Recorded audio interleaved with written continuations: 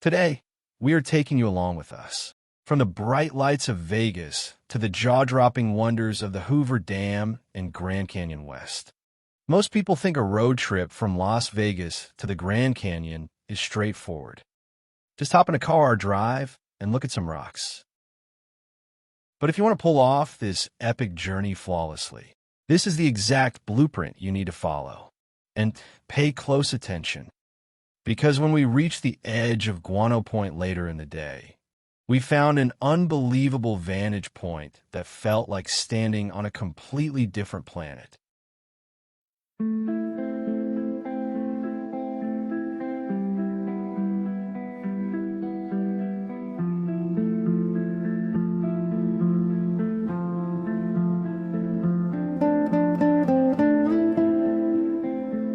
We started our day early morning, driving away from the Strip toward our first major milestone, the historic Hoover Dam. As we crossed the border into Arizona, officially entering the Grand Canyon state, the temperature gauge read a crisp 8 degrees Celsius.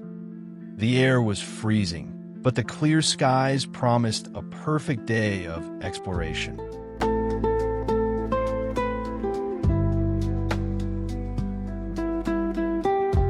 So what exactly is this place? Built during the Great Depression in the 1930s, the Hoover Dam is a massive concrete arch-gravity dam blocking the Colorado River. To reach it from Vegas, it's a simple 45-minute drive down U.S. Route 93. Standing a staggering 726 feet tall, it literally shaped the American Southwest. Without the water it blocks to form Lake Mead and the immense hydroelectric power it generates, major cities like Las Vegas, Los Angeles, and Phoenix simply could not exist in the desert today.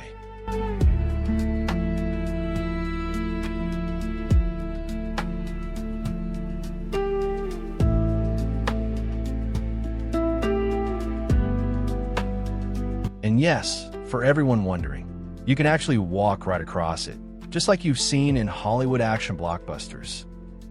Speaking of walking, there is a fantastic walking trail here, including the Mike O'Callahan Pat Tillman Memorial Bridge Walkway. And as you walk across, you are literally straddling 2 time zones. The dam physically separates Nevada and Arizona.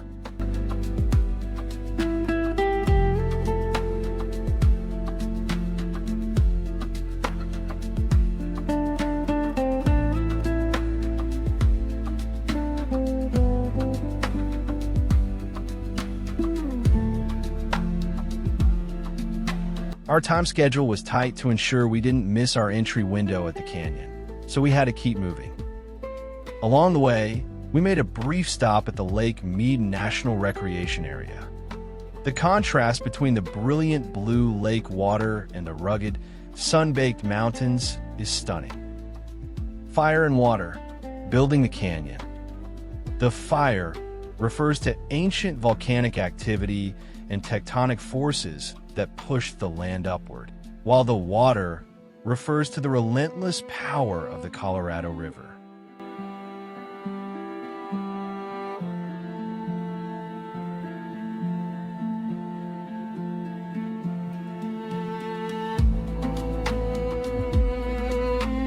As we pushed further into Arizona, the landscape dramatically shifted. It became profoundly dry. So, just how dry is Arizona? On average, the state gets only about 4 to 13 inches of rain a year, depending on the region. The roads out here slice through a vast, silent ocean of desert nothingness.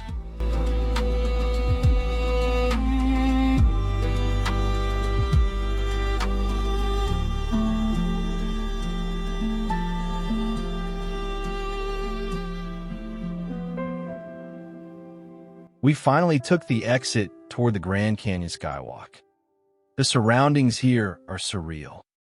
You're surrounded by thousands of ancient Joshua trees and flat-top mountains that look exactly like canyons. It makes you wonder, are these mountains, Or are we already driving through the upper layers of an ancient plateau system?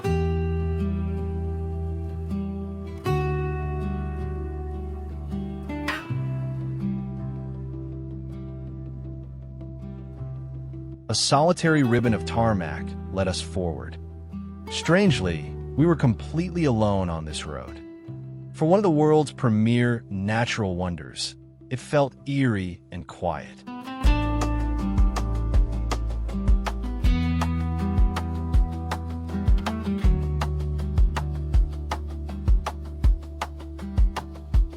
But that changed instantly when we arrived at the visitors' parking hub.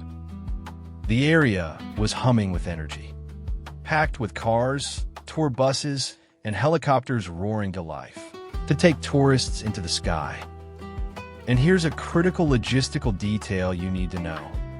Visiting Grand Canyon West is completely different from places like Red Rock Canyon.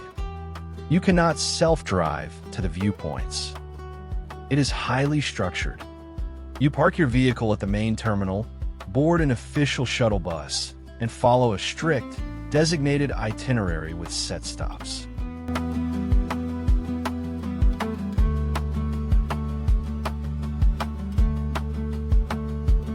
Our first official stop was the world-famous Eagle Point. Eagle Point is legendary because it is home to a natural rock formation that looks exactly like an eagle, spreading its wings across the canyon walls. It holds deep, sacred spiritual meaning for the native Hualapai tribe, who have protected these lands for centuries.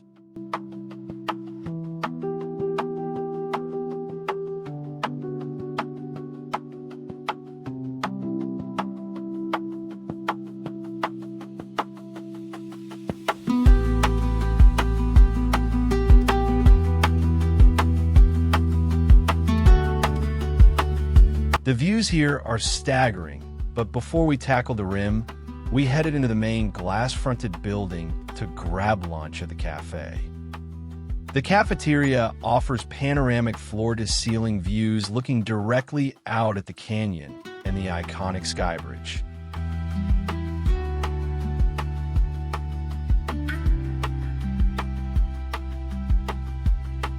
After fueling up, it was time for the main event, the Skywalk. But there are some very strict rules you must know before you step foot on it. To protect the highly specialized glass floor from scratches and impacts, you are forced to surrender your phone, keys, and cameras into a locker.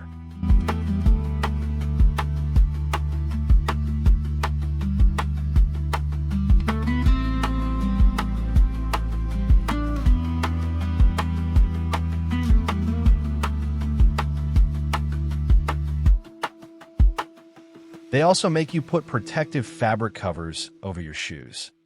If you want photos on a glass bridge, your only option is to use their official on-site photographers. It's certainly not cheap, but for a once-in-a-lifetime experience over a 4,000-foot vertical drop, we decided it was worth the memory. Walking out onto that glass loop is an absolute rush. Looking straight down between your feet into the massive, ancient depths of the canyon floor is a feeling words can't quite capture.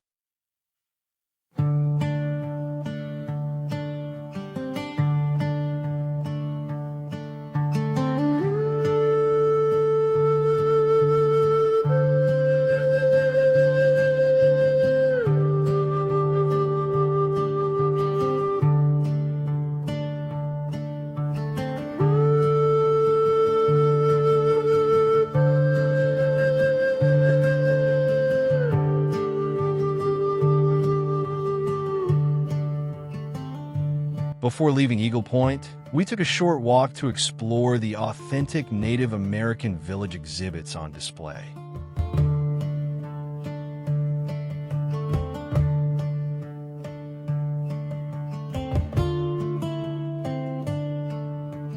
First, we explored the traditional Hualapai timber huts and Wikiups.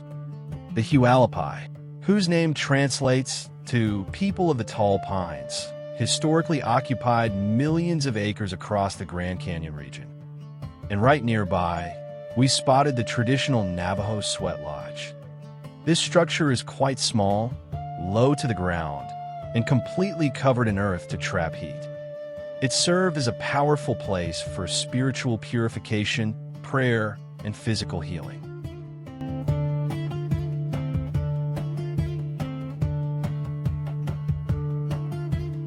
This is the traditional Navajo Hogans.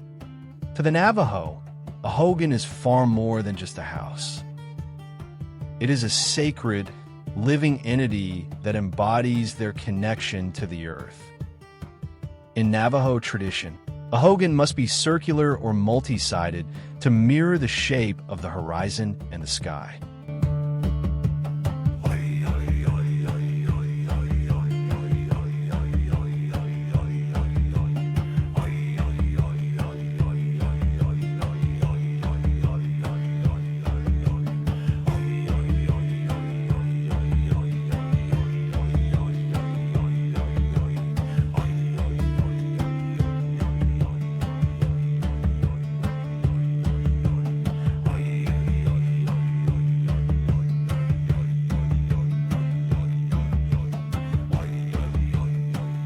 Because the Hualapai were traditionally nomadic, they moved with the seasons to hunt and gather.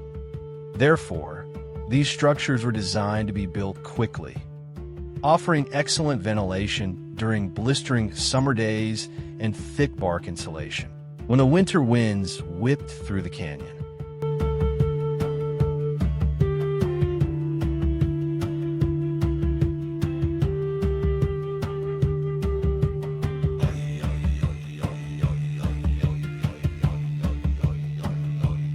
We hopped back on the shuttle to head to our second stop.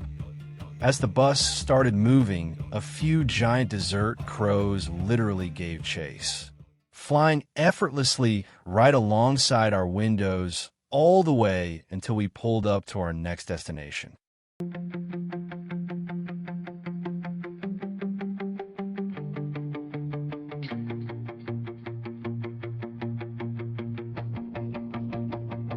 Welcome to Guano Point. If Eagle Point is about the engineering marvel of the Skywalk, Guano Point is all about raw, untamed nature. The name comes from a historic, daring 1950s mining operation that attempted to extract nitrogen-rich bat guano from a cave across the canyon using an elaborate cable tramway system.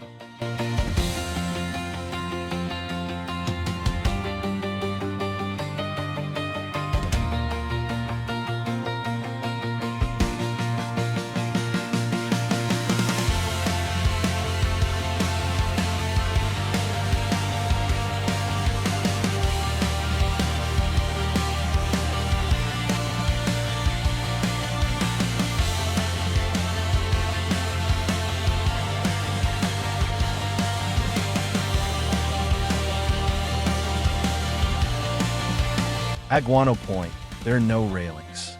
You can walk right up to the sheer, dramatic edge of the canyon.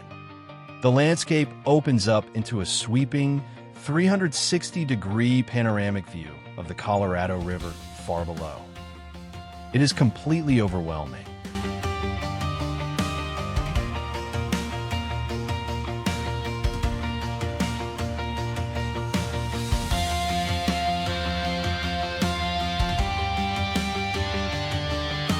There are hundreds of incredible photo spots here, but remember the rock I promised you at the start of the video? Rising right from the very tip of the point is a massive, rugged mound of dark red rock and dirt that looks like a mini mountain dropped right onto the edge of the canyon. While the sheer drop-offs surrounding it will make your heart race, the scramble up this path is entirely safe if you take your time and watch your footing on the loose stone. We climbed our way right to the absolute summit, and honestly, words completely fail.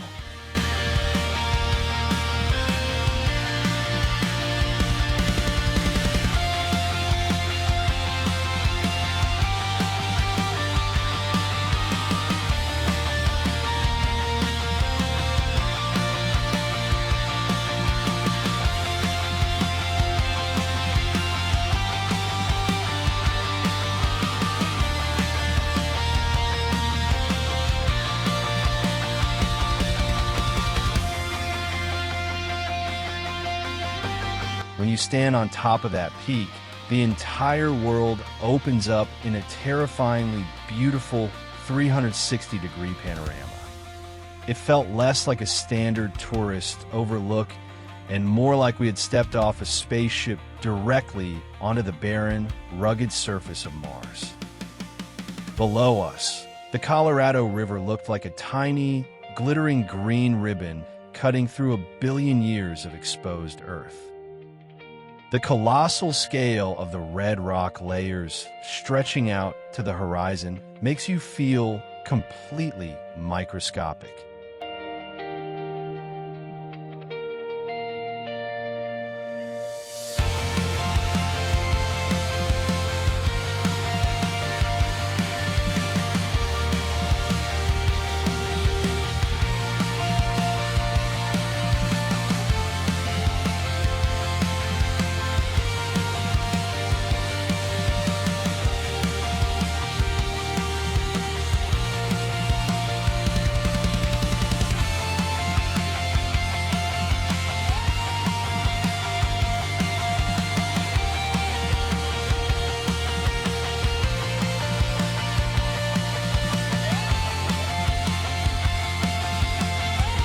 At this point, we have to address the elephant in the room.